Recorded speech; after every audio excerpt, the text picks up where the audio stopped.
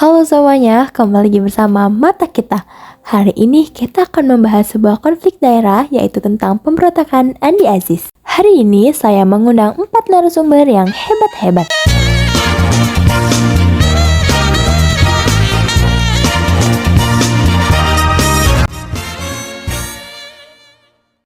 Halo guys, apa kabar nih? Sehat ya?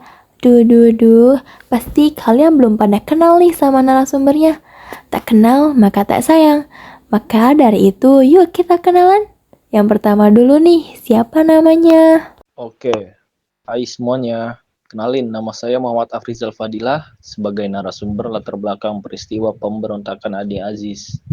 Ya, salam kenal ya. Wah. Oke, yang selanjutnya. Halo, nama aku Salma Huda. Aku di sini sebagai narasumber yang akan memberitahukan tokoh-tokoh yang terlibat dalam peristiwa pemberontakan Andi Aziz. Salam kenal semuanya. Yuk, sekarang lanjut ke narasumber ketiga. Halo semuanya. Aku ada pantun nih.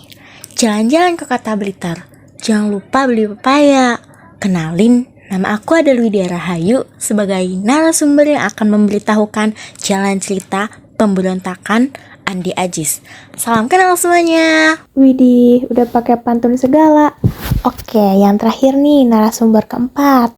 Halo semuanya, perkenalkan aku Siti Hajar sebagai narasumber yang akan memberitahukan akhir dari peristiwa pemberontakan Andi Aziz. Orangnya santai, tapi serius kalau udah bahas sejarah. Jadi siap-siap aja ya, bakal seru banget. Salam kenal semua. Oke. Di sini kita sudah pada kenal semua ya sama narasumber yang luar biasa ini. Kan udah pada kenal nih sama narasumbernya. Jadi gak usah lama-lama lagi ya. Langsung aja kita bahas tentang pemberontakan Andi Aziz. Aku mau tanya nih ke Afrizal, gimana sih latar belakang pemberontakan Andi Aziz?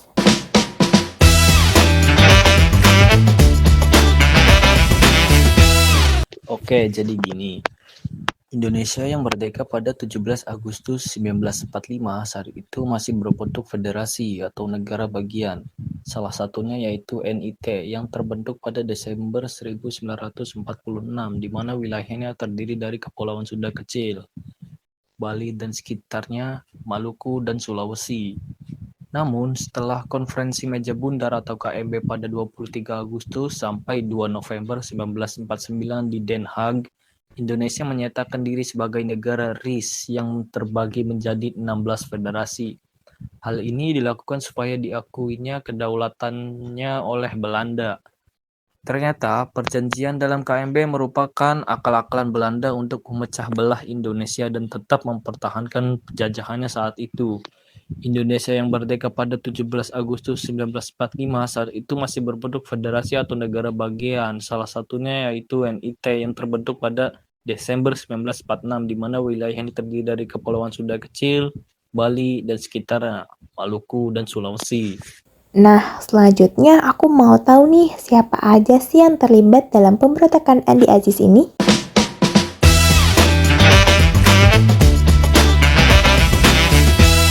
Oke, jadi ada tokoh yang terlibat dalam pemberontakan Andi Aziz itu. Yang pertama, tentu saja ada Andi Aziz sendiri. Tokoh sentral pemberontakan ini, dia adalah mantan perwira Kenil yang memimpin pasukan untuk menolak masuknya TNI ke dalam ABRIS dan juga menentang penyatuan negara Indonesia Timur atau NIT ke Republik Indonesia Serikat. Lalu ada Kolonel A.E. Kawilarang yang ditugaskan pemerintah RIS untuk memimpin pasukan ekspedisi berjumlah 12.000 tentara guna menumpas pemberontakan ini. Berikutnya ada Letkol Suprapto Sukowati. Meskipun perannya enggak sebesar Andi Aziz atau Kawilarang, dia juga terlibat dalam peristiwa ini. Oke, tokoh lainnya adalah Presiden NIT, Sukawati. Awalnya dia mendukung federalisme dan keberadaan NIT, tapi pada akhirnya mengumumkan bahwa NIT siap bergabung dengan NKRI. Dan yang terakhir ada Mayor H.V. Worang yang memimpin 900 pasukan APRIS dan ikut terlibat dalam pemberontakan tersebut. Oke, gimana nih? Udah pada tahu kan tokoh-tokoh yang ada di dalam pemberontakan Andi Aziz ini? Nah, ngomongin soal tokoh, pasti kalian penasaran dong gimana sih jalannya peristiwa pemberontakan ini? Yuk kita bahas kronologinya.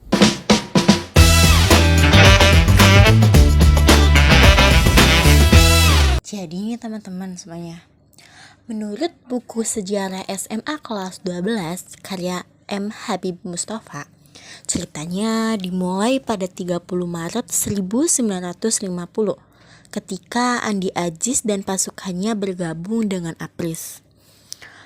Lalu 5 April 1950 pasukan Andi Aziz menyerang markas TNI di Makassar. Dan tanggal 8 April 1950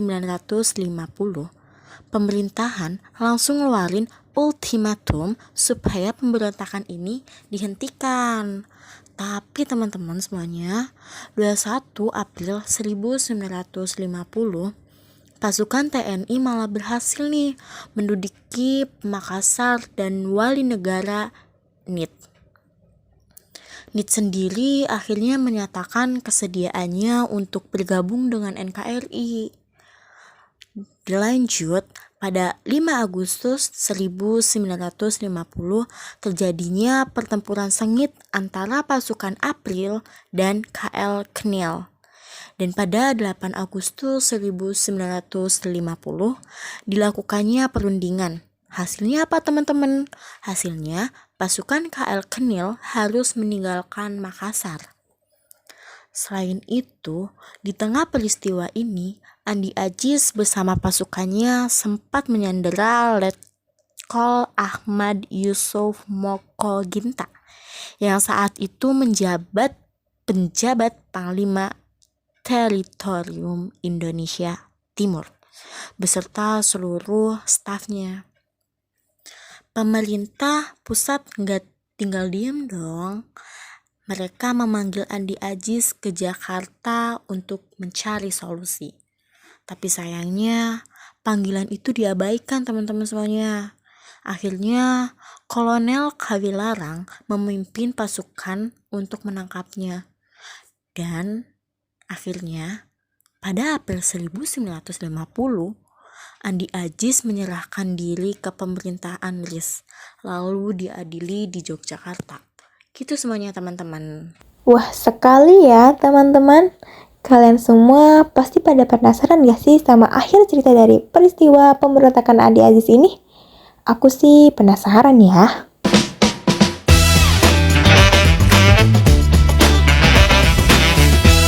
Pemberontakan yang dilakukan oleh pasukan Andi Aziz ternyata berlangsung terlalu lama. Sejak melakukan penyerangan ke markas APRIS di Makassar pada 5 April 1950, pemerintah RIS langsung bergerak cepat. Mereka mengirimkan pasukan tentara APRIS untuk segera menumpas pemberontakan ini. Tanggal 7 April, sebanyak 12.000 tentara diterjunkan ke Makassar yang saat itu dalam keadaan kacau balau. Pemerintah RIS juga dapat mengirimkan ultimatum kepada Andi Aziz agar menyerah, yang disampaikan pada 8 April 1950. Karena kondisinya sudah terdesak, Andi Aziz pun akhirnya menyerahkan diri ke Jakarta pada 15 April 1950. Ia mengakui bahwa pemberontakan yang terjadi di Sulawesi Selatan ini dipicu oleh ketidakpuasan terhadap kebijakan pemerintah RIS mengenai tentara APRIS. Akhirnya, pemerintah RIS menjatuhkan hukuman penjara selama 14 tahun kepada Andi Aziz atas tindakannya memberontakkan terhadap negara.